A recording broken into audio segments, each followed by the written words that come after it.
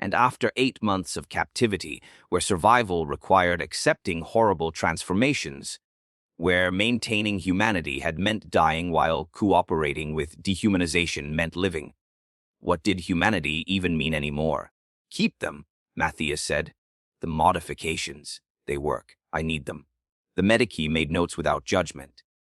This wasn't the first time they'd encountered survivors who preferred to keep Ork modifications, who'd been changed so thoroughly that returning to baseline humanity seemed like punishment rather than restoration. The psychological screening was more problematic. The commissariat officer conducting the interview asked questions designed to assess whether Matthias was still loyal to the Imperium, still capable of military service, still human enough to be classified as soldier rather than corrupted material that needed elimination. Did you kill other humans during your captivity? The commissar asked. Yes. No point in lying. Other survivors would report the same, and the commissar would consider lies worse than the actual acts. Under duress or voluntarily, both started under duress, eventually became reflexive, survival strategy rather than coercion. I killed because killing meant I might live another day. The distinction between forced and voluntary collapsed somewhere around the 3rd month. The commissar made notes. Did you cooperate with the Orks? Provide them with information or assistance beyond what immediate threats required? I worked when ordered, fought when commanded, didn't resist because resistance was suicide and accomplished nothing. I survived, which meant cooperating. Whether that counts as collaboration or just not dying stupidly, that's your determination to make. More notes. The interview continued for hours, covering every aspect of his captivity, every decision he'd made, every line he'd crossed. The commissar's questions were designed to assess not just what Matthias had done, but whether he felt appropriate guilt about his actions, whether he understood that survival through cooperation was morally complex, even when tactically rational. At the end, the commissar's verdict: you're cleared for return to service. Your modifications are permissible under Section 7 Alpha of the Albumin Integration Protocols. Soldiers altered by enemy action can retain modifications if they remain loyal and functional. You'll be assigned to Penal Legion for probationary period. If you perform adequately, you may be restored to full guard status. If not, well, Penal Legions have high mortality rates anyway. Matthias was discharged from medical care and transferred to Penal Legion staging area. There he found other survivors from various Ork captivity situations, all of them bearing modifications and psychological scars that marked them as different from normal guardsmen. They didn't speak much about their experiences. What was there to say? They'd all survived by doing things that normal humans considered unacceptable. They'd all been changed in ways that made them useful to the Imperium, but questionable as humans. They were soldiers again, but soldiers who'd been through experiences that made them unreliable by normal standards, dangerous in ways that went beyond simple combat trauma. The Penal Legion was deployed to worlds where casualties were expected to be catastrophic, situations where commanders needed bodies more than they needed certainty that those bodies were still psychologically intact. Matthias fought on 3 different worlds over the next year, surviving battles that killed most of his unit, his Ork modifications giving him edges that normal humans lacked. He discovered that other survivors had similar experiences. Helena had also been liberated, also been classified as modified, also been assigned to penal service. They encountered each other during a deployment and recognized immediately the bond of shared trauma, the understanding that only someone who'd experienced Ork captivity could have. Do you still think about it? Helena asked during a rare moment of quiet between engagements. Every day. Every time I use strength that shouldn't be mine. Every time I survive injury that should have killed me. Every time I catch myself thinking in patterns that the camp taught me. I'm not the person who was captured. That person died in the camp. I'm what survived after he was gone. Do you regret surviving? Matthias considered this honestly. I regret what I became to survive. I regret that surviving required cooperation with creatures that viewed my suffering as entertainment. I regret that the Imperium's reward for my survival is deployment to battles where my life is considered more expendable than normal soldiers. But the survival itself, I don't know. Asking whether I agree, they tell you that being captured by the enemy is fate worse than death, that you should save your final round for yourself rather than let Xenos take you alive. They speak of chaos torture chambers and dark elder pain engines and tyrannid digestion pools, of horrors that make death seem merciful by comparison. They don't tell you about the Orks. Not because Ork captivity is less terrible than these other fates, but because Orks don't have prisons in any sense that human consciousness can process as imprisonment.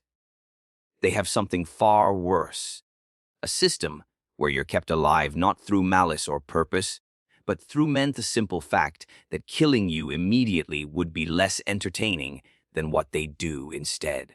If you want to understand what happens to humans captured by Orks, what daily existence means when you're property of a species that views everything, including captivity, as opportunity for violence and amusement, subscribe to this channel as we explore the horrifying reality of being an Orks prisoner in Warhammer 40K.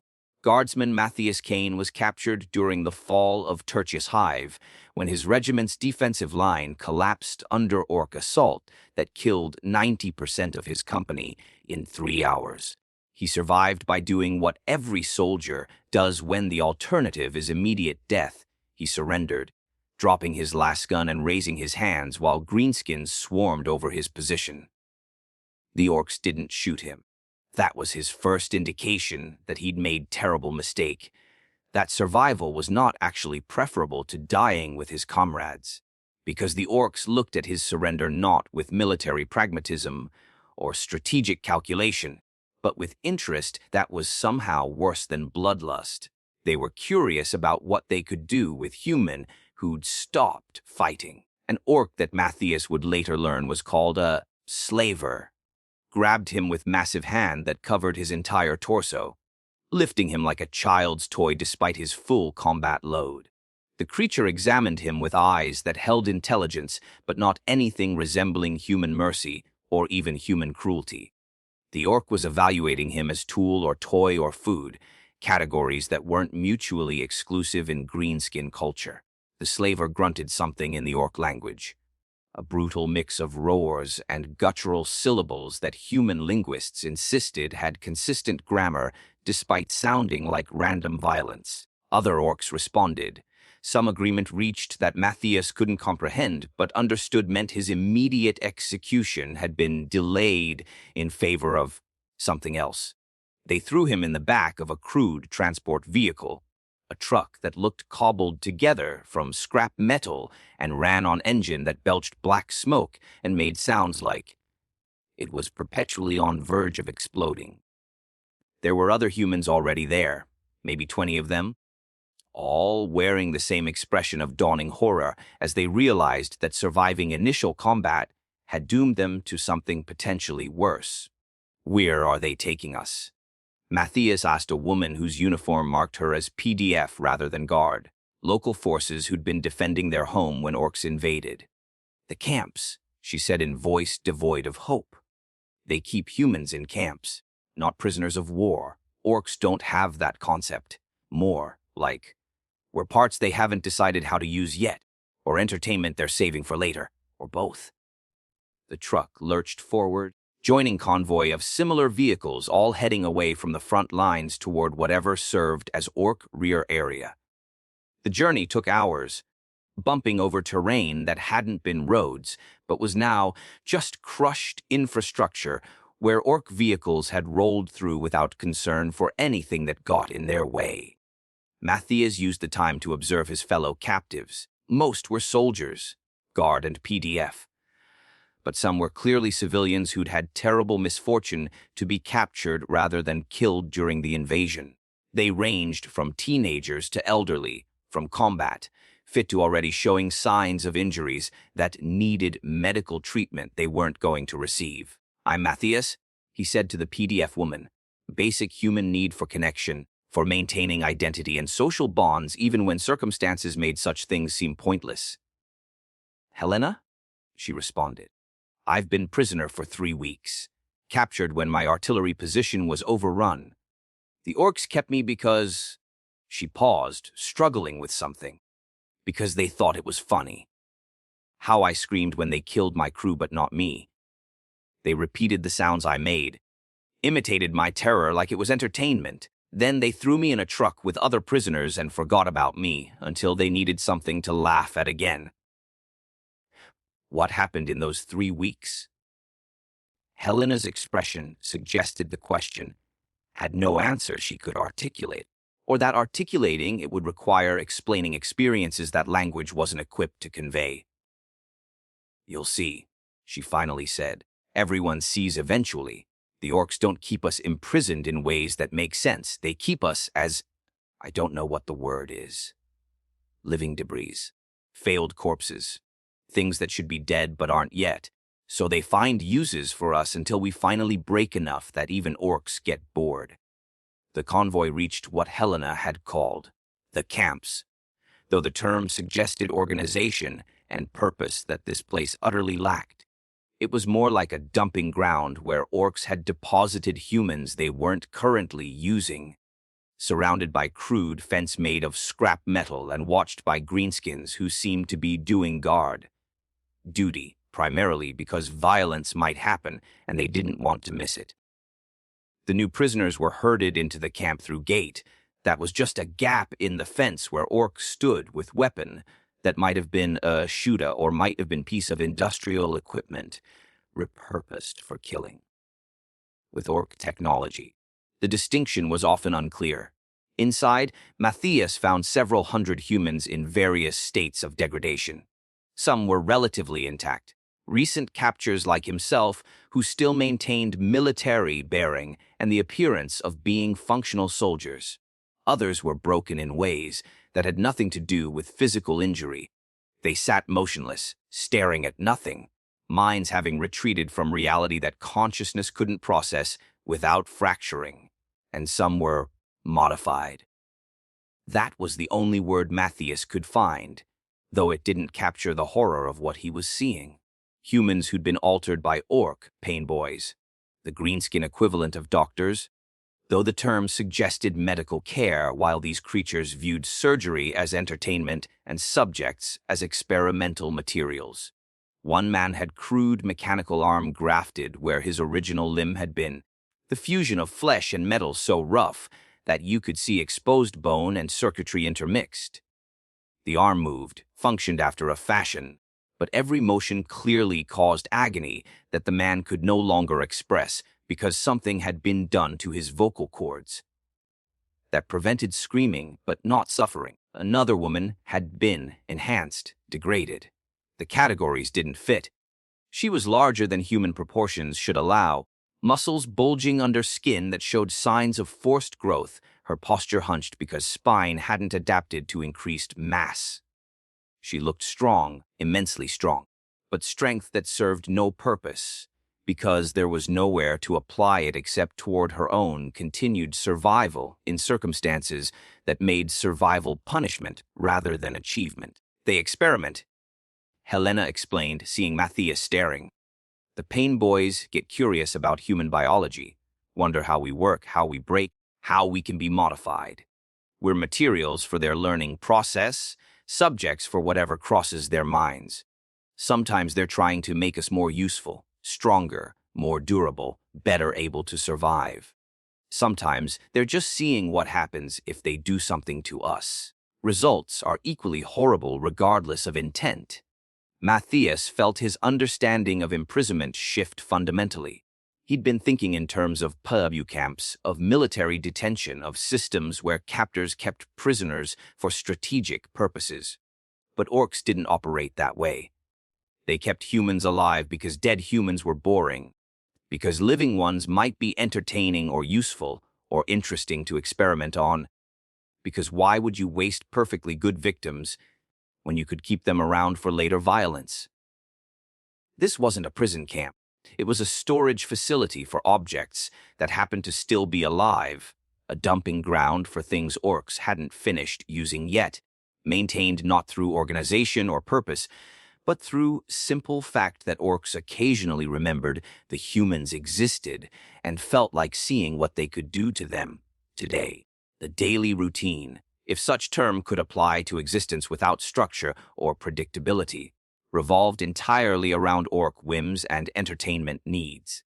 Matthias learned this through observation and through explanations from prisoners who'd survived long enough to understand patterns, insofar as patterns existed in chaos. Mornings, if time of day even mattered, typically began with food distribution.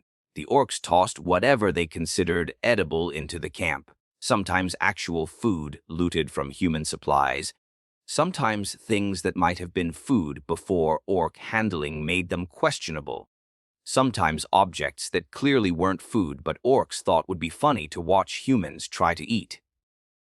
The prisoners fought over the food.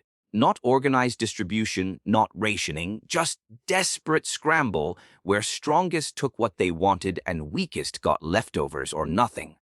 The orcs watched this with apparent entertainment, sometimes betting on who would win particularly fierce struggles, occasionally intervening to make things more interesting by giving weapons to obviously losing combatants or simply attacking random prisoners to see how the dynamic changed.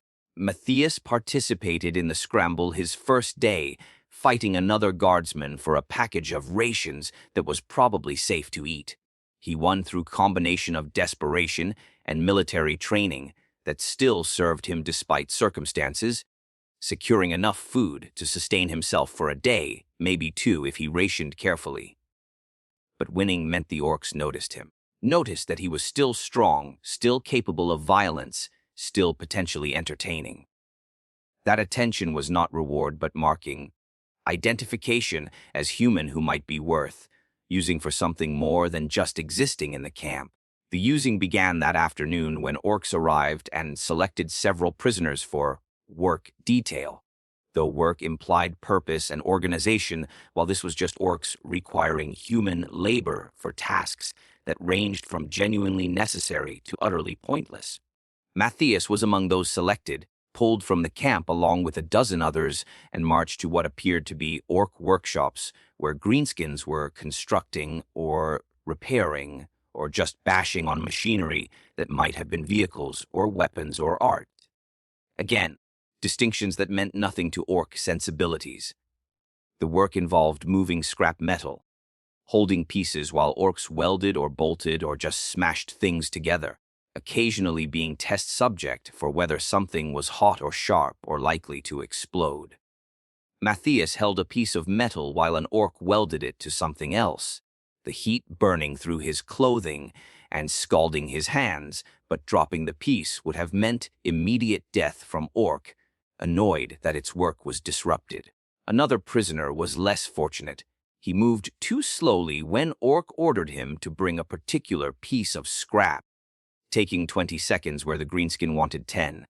The orc grabbed him, roared something about lazy git, and threw him into the machinery that was being worked on. The prisoner's screams were brief before mechanical components crushed him, and the orcs continued their work with body still wedged in the gears because removing it would have been more effort than just incorporating it into whatever they were building. This was the fundamental reality of orc captivity that Matthias began to understand.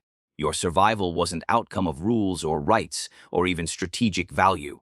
It was pure chance combined with ability to avoid annoying orcs while remaining interesting enough that they didn't kill you out of boredom.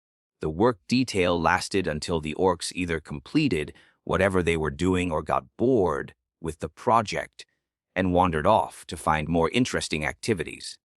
The surviving prisoners were marched back to the camp, minus the 3 who'd been killed through various combinations of accidents, orc frustration, and simple bad luck of being in wrong place when something exploded. Helena was waiting when they returned.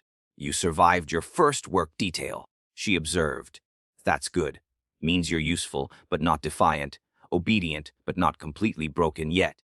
The orcs, like humans in that state, still responsive enough to react to violence, but broken enough not to actively resist. How do you know when you've crossed the line? Matthias asked.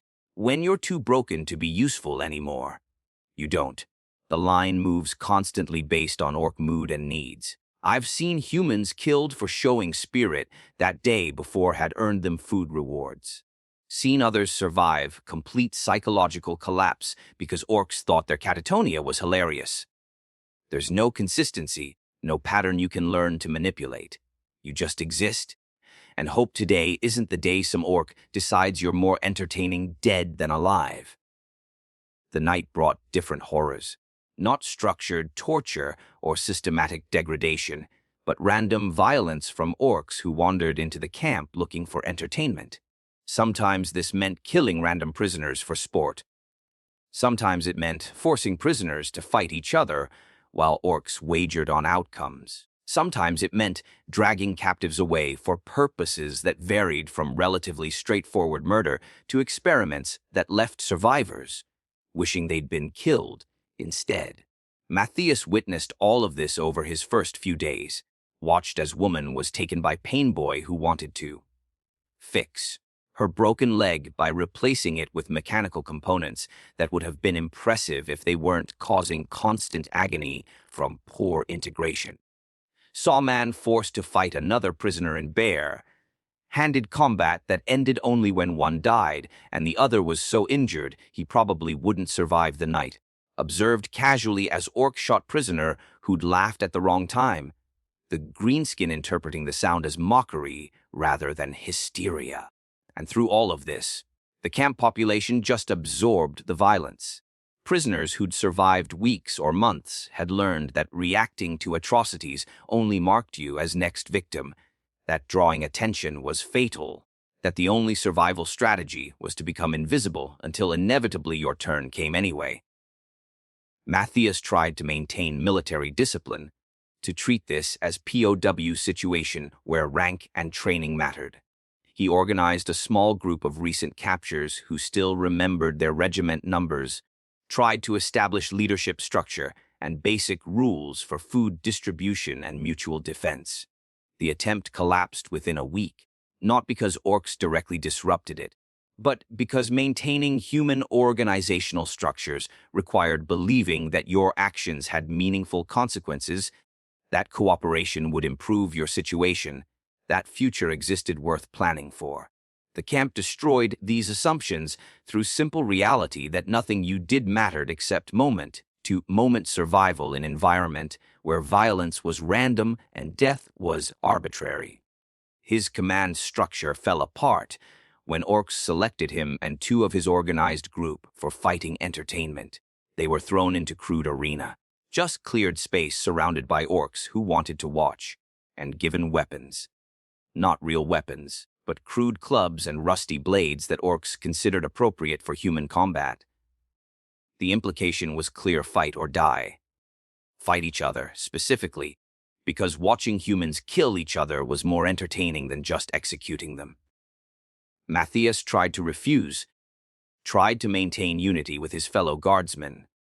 The orcs responded by killing one of them immediately, shooting him dead for failing to provide entertainment, then repeating the command to the survivors with added urgency. So Matthias fought his own soldier, man he'd tried to organize and protect, because refusing meant dying and accomplishing nothing, while cooperating meant surviving to maybe help others later. Rationalizations that his training had prepared him to make in impossible situations.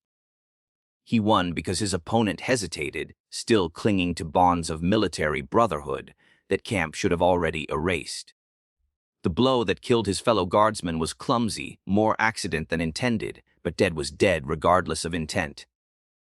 The orcs roared approval, throwing food into the arena as reward. Matthias stood over the corpse of someone he'd tried to lead, holding the spoiled meat that was his prize, understanding that his attempt to maintain human values had failed completely because orc environment destroyed those values through simple incompatibility with survival. He ate the food, Had to eat it, couldn't afford to refuse, needed the calories to continue existing. And while he ate, the Orks laughed and imitated the sounds the dead guardsman had made when dying, and Matthias understood that Helena had been right. The entertainment value of human suffering was renewable resource that Orks harvested constantly. The weeks blurred together. Time became meaningless when every day was identical cycle of food scrambles, random work details, arbitrary violence, and desperate attempts to avoid attention while remaining useful enough not to be killed out of boredom. Matthias survived through combination of luck, adaptability, and willingness to do things that his previous self would have considered unthinkable. He fought when ordered, worked when selected, learned to identify which Orks were dangerous versus merely violent, developed instincts for when situation was about to turn fatal versus just temporarily awful. He also learned the unspoken hierarchy among prisoners, not military rank, that meant nothing here, but social structure based on length of survival and degree of modification. Fresh meat, like he'd been initially, were lowest, likely to die quickly from inability to adapt. Veterans, who'd survived months, had learned the rules well enough to avoid stupid deaths, but were also often breaking from accumulated psychological trauma. And at the top, if such term applied, were the modified. Humans who'd been changed by pain boys and survived the experience, now stronger or tougher or otherwise enhanced in ways that made them valuable to Orks while also making them questionably human. Helena was modified, he eventually learned. She'd hidden the full extent during their first conversations, but prolonged exposure revealed scars and oddities that suggested extensive surgical intervention. Her spine had been reinforced with metal components. Her lungs had been augmented to process atmosphere that was toxic to baseline humans. Her pain responses had been modified, not eliminated, but rerouted somehow so that she experienced agony differently than normal humans.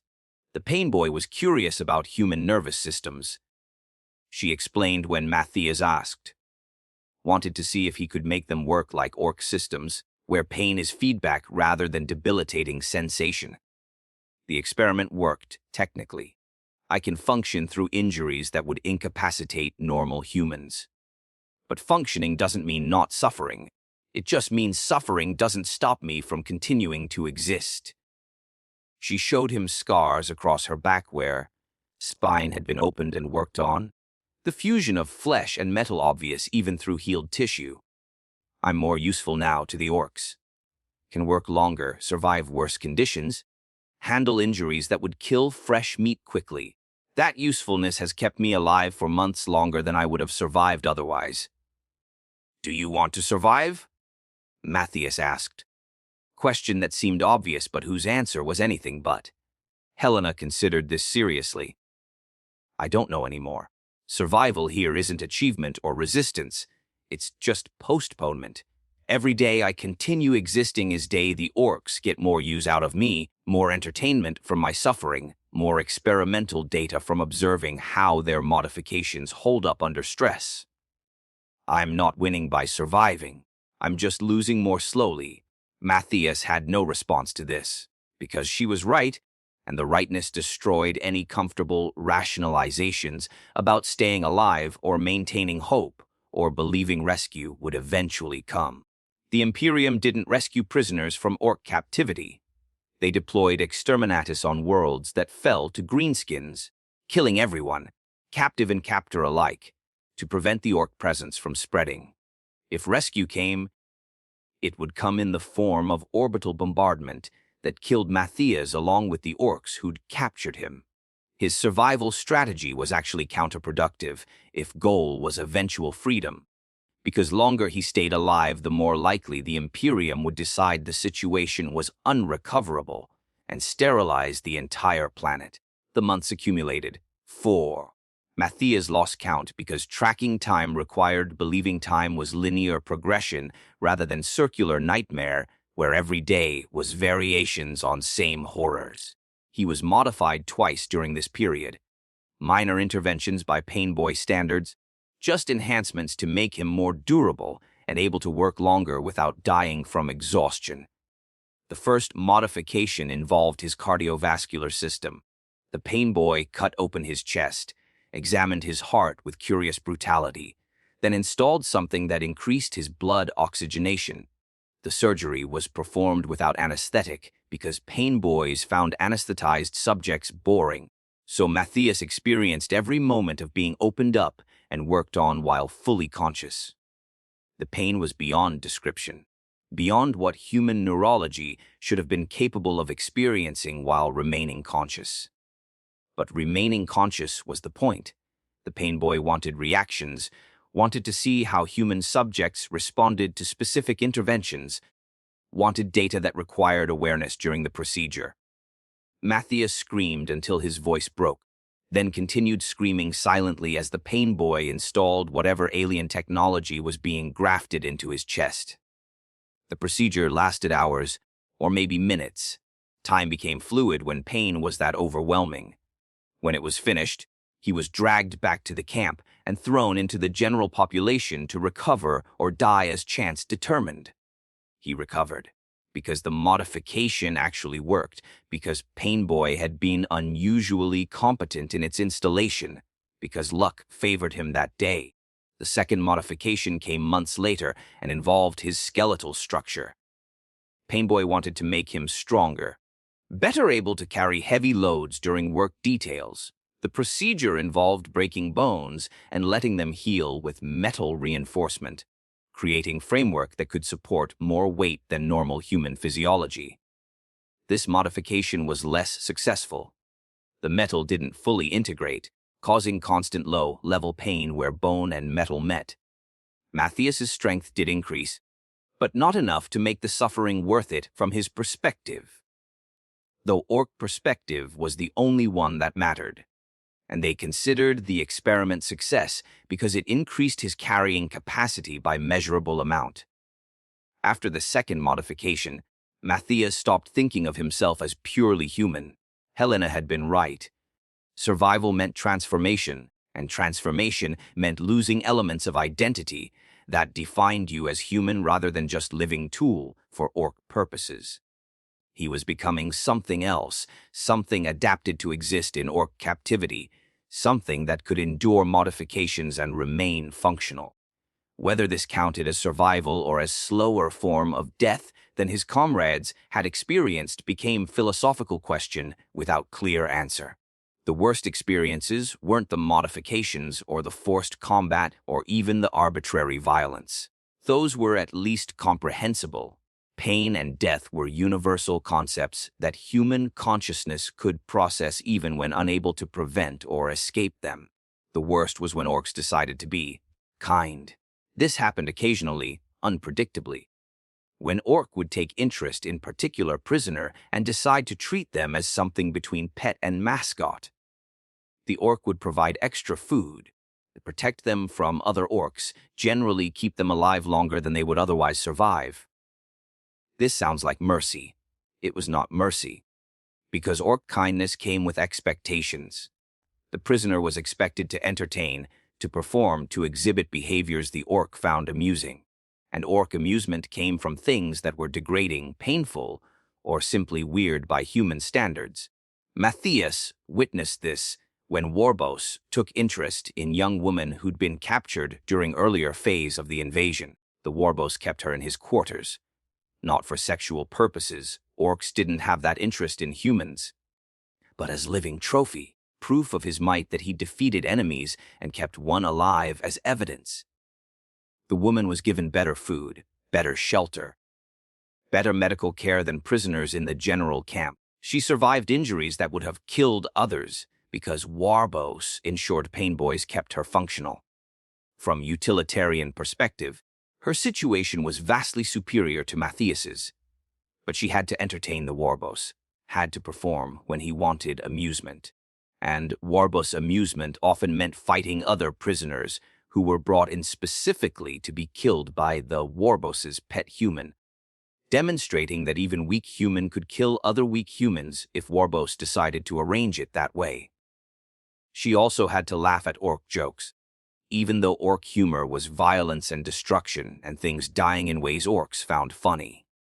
Had to pretend enthusiasm for Warbos's victories, celebrating Greenskin triumphs that meant more human deaths. Had to exist as permanent performance for creature that kept her alive specifically because her degradation was entertaining. When the Warbos eventually died, killed by rival in power struggle that had nothing to do with humans, the woman was returned to general population as property that no longer had owner.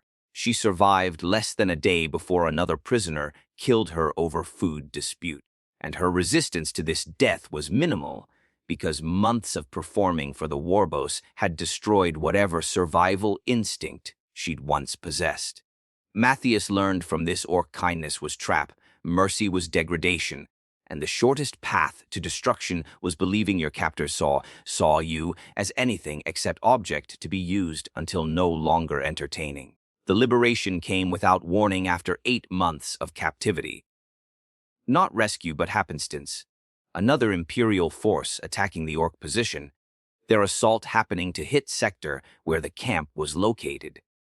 The Orcs immediately abandoned the prisoners to join the fighting, because combat was more interesting than guarding humans, and in the chaos Matthias and several dozen other survivors escaped. They fled through battlefield, through crossfire between Orc and Imperial forces, through hell that was somehow liberating after months in the camp, because at least now the violence was directed at enemies, rather than randomly at them. Matthias reached Imperial lines, identified himself as guardsman captured 8 months earlier, underwent decontamination and medical screening and debriefing that tried to assess both his physical and psychological state. The medical screening revealed the modifications: his altered cardiovascular system, his reinforced skeleton, the various surgical scars that marked Painboy interventions. The medici who examined him documented everything with professional detachment, noting each deviation from baseline human physiology. Then they asked the question Matthias had been dreading: these modifications, do you want them removed? The answer should have been obvious. He should have wanted to return to normal human physiology, to eliminate any trace of orc manipulation, to restore himself to pre-capture state. But the modifications worked, made him stronger, more durable, better able to survive. Removing them would mean voluntary weakening himself, choosing to be more vulnerable, accepting that maintaining pure humanity was worth being less capable. And after 8 months of captivity, where survival required accepting horrible transformations, where maintaining humanity had meant dying while cooperating with dehuman